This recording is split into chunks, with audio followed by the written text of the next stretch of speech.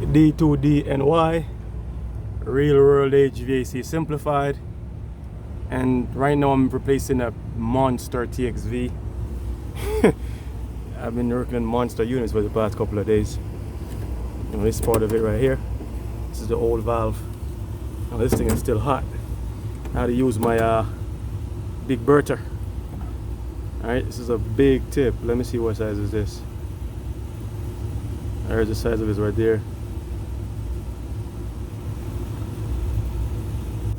But it's massive. This will drain your B tank in a heartbeat. Alright, here's the old valve. You know, this actually right here is a piece of it. This was on the discharge, like right here. But you know, in the struggle to remove it, you know, at first disconnected the liquid line right here. You know, make it easier. And so I could hold this whole thing and just pull it out. But while doing that, this part came loose. So what is something to expect? This part came loose. Yeah, let me just cool these things down, man. This is just crazy. Yeah, those things are hot. Now, while those things cool down, I just want to show you real quick what I'm working with here. So I'm going to have to do a little bit of retrofitting on this new Txv because I'm going to use this for the first time. I don't know what works. I'm going to let you guys know. It's a wet rag paste. Very first time I'm going to use that. And you have to use that because if you don't, I'm going to show you what's going to happen to your valve. Your valve will be cooked unless you're going to take the time to remove the head, you know, remove the head of the valve and you know, take the guts out. I'm not going to do that. You know, I figure that's more time. Just slap some of that thing in there. And usually I'll use a wet rag. I'll wet the rag and put it on the valve, you know, and that will take care of the situation for me as far as protecting the valve.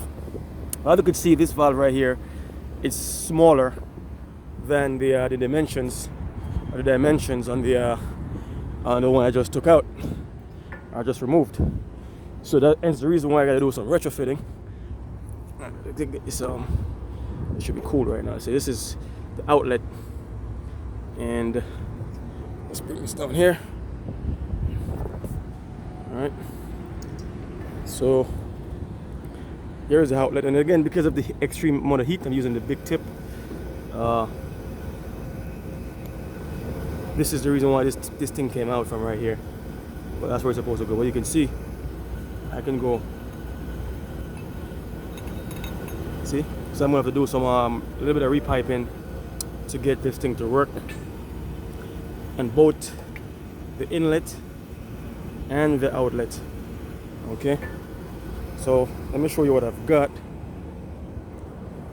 over here. The fittings in the bag right here.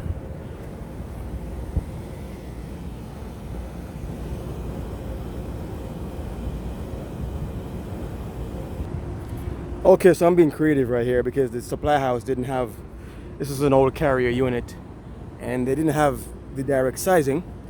So I have to become creative. You know, this is the same size valve, capacity wise, as this valve right here. It's just that the inlet and this valve, and oh, this, you see this valve right here, this is cooked. But this will happen if you try to install this valve without using wet rag or something to protect the valve from while you're burning. If you're using soft solder, if you're soft soldering, you might be fine with just leaving the valve just like that. But if you're brazing, you're gonna have to put wet rag or this thing that I'm gonna try out, this new thing right here. I don't know how good it's gonna be, but I'm gonna give it a shot. It's the first time I'm gonna use it. Like I said, I'll leave in the description how it works. If it works, great. You're supposed to be able to put it onto the paste it onto the valve, you know, or whatever you're soldering or welding, and then once you're finished welding, you can remove it, put it back into the container again, and reuse it. So I'm gonna see how it is. So here we are. Here are the fittings. So again, this is 5/8, and obviously by this is an 1 3/8. So this valve is 7/8 by 1 1/8. So I'm going to use this piece of engineered pipe right here. I'm going to cut a small nipple. It's going to go in here like so. All right. And then I'm going to use this little bushing right here and connect it here under this pipe, but this is an 1.1 inch. And then this is an 1 3/8 coupling, and the bushing is going to go into this like so. All right, so that's what I'm going to have. Boom. Now I've transferred this 1.1 converted now to 1 3/8. It will work. Okay. Again, this was the old valve. Now this 5/8 lines, I have this bushing here. Stick it in here, and you can see now this is now 5/8. All right. So that's pretty much what I'm just going to cut this right here. Boom. Make a little nipple. Stick this on, and then do all the brazing. So stay tuned for this one. All right. So let me look back so you can see inside here real quick again. Zoom that in. There it is. There is the distributor. The distributor right there. Okay. All right. Okay, so there you go. There's my small piece of pipe that I cut, and this is going to go into the Txv. Just like so. All right. There you go. So now this, I mean, it's kind of crazy. I got to do this. It's just a short notice. Supply house that I actually went to, this is the best they could have done, and I didn't have time to go drive around and try to get the manufacturer OEM or a different supply house that could give me an 1.1 by 3/8 bushing or fitting. So I just gonna make it up and make it happen. Again, this is real world, real HVAC simplified, and this is how we do it out here. All right, so I'm gonna go ahead now and I'm gonna go with this and I'll give this a braze, and I'm gonna apply this thing to my hold on, I'm gonna apply this paste. All right, I'm gonna apply it to the valve, and like I said, I'm gonna see how it works. So stay tuned for that. So just a quick note I want to add. This is extra pipe that I use 1.1 inch. So I had I'm using, this is a Txv Torch A32. Let me see here. Yeah, A32. That's the tip right here, and this is the big one that I use to remove this thing right here. I mean, you probably could get it out using this one. There's another Txv Torch, and this one is A14. Okay, you probably could get it out using the A14.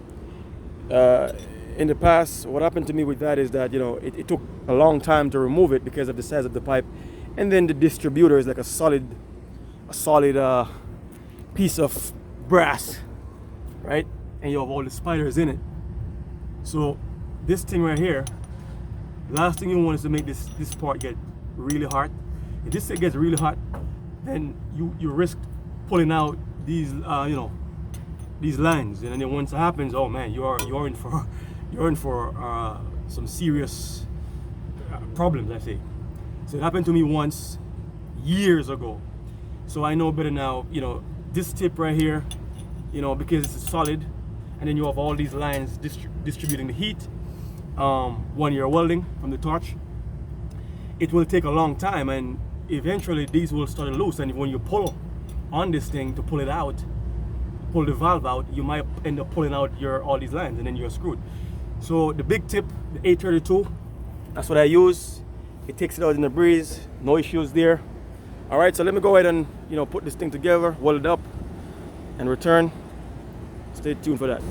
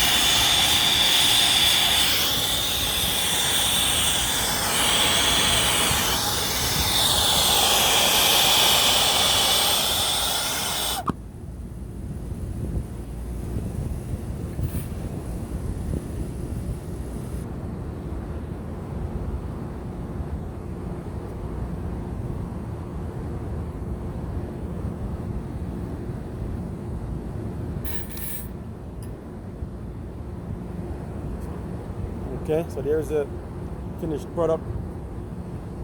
It's gonna go in the valve right here, just like that. And you can see I applied the wet rag to the valve. All right, there you go. That's the finished product. Put this piece in here.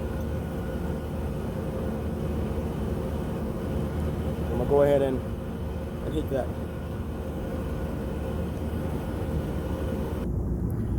Okay, I have the valve ready to be fitted or welded. I fixed this part already. It's the liquid line.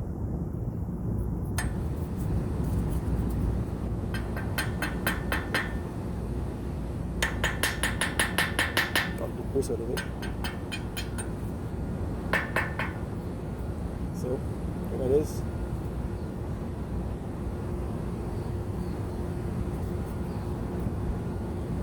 Like so. So this will this this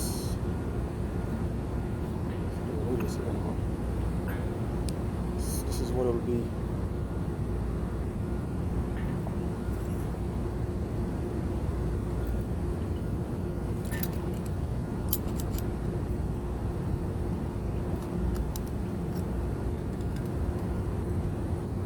This to help keep the pipe stable so you don't twist. When I'm trying to wall it, give it a bit shaped, and then I could twist it into place how I want it, exactly how I want it, and it will stay. See, position. No dangling around so I can wall. I think that's how it's supposed to be. Exactly how it's supposed to be, just like that. Go ahead and weld that right now. And this is where it's supposed to be, like that.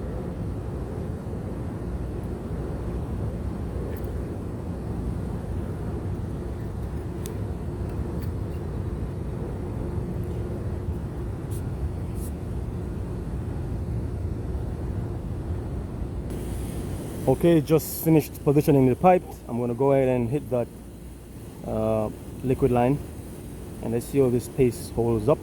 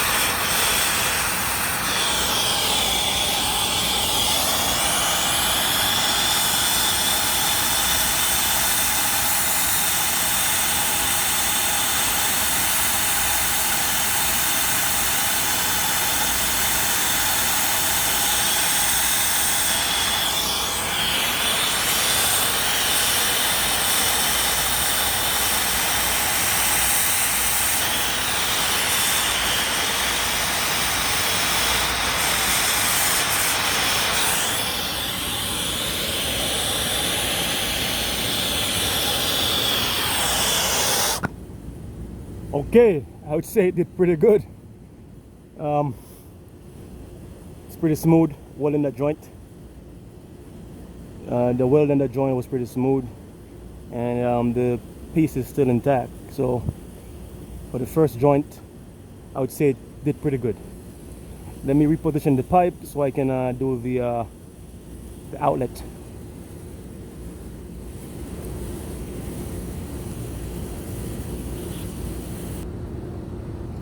Okay, so I'm gonna go ahead now and do the discharge. The pipe is set up, ready to go. This joint right here.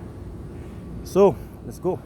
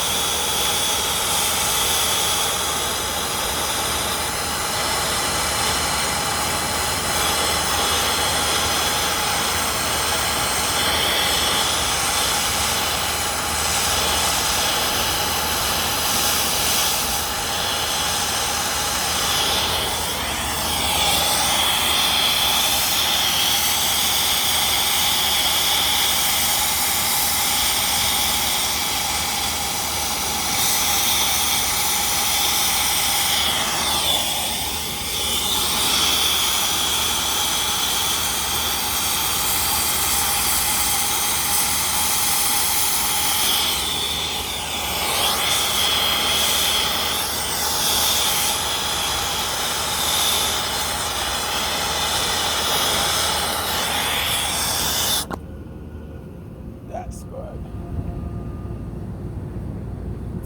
Yeah, I would say this thing held up pretty good. Yeah, for me it is a thumbs up. Okay, thumbs up.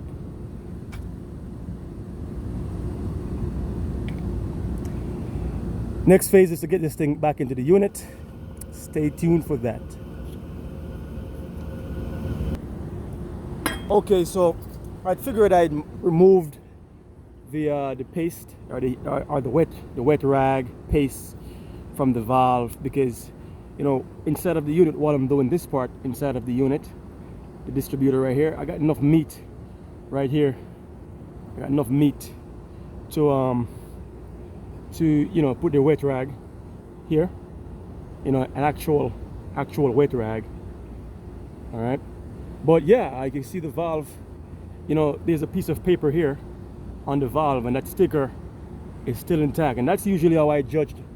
If I have to braze in a metering device or a Txv or any kind of valve, if I usually gauge it by if there's a paper on it or a sticker.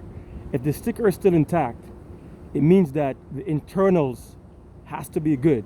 If there's silicone, sometimes there's like gaskets and silicone gaskets and rubber gaskets or whatever material they use in the valve. There's moving parts.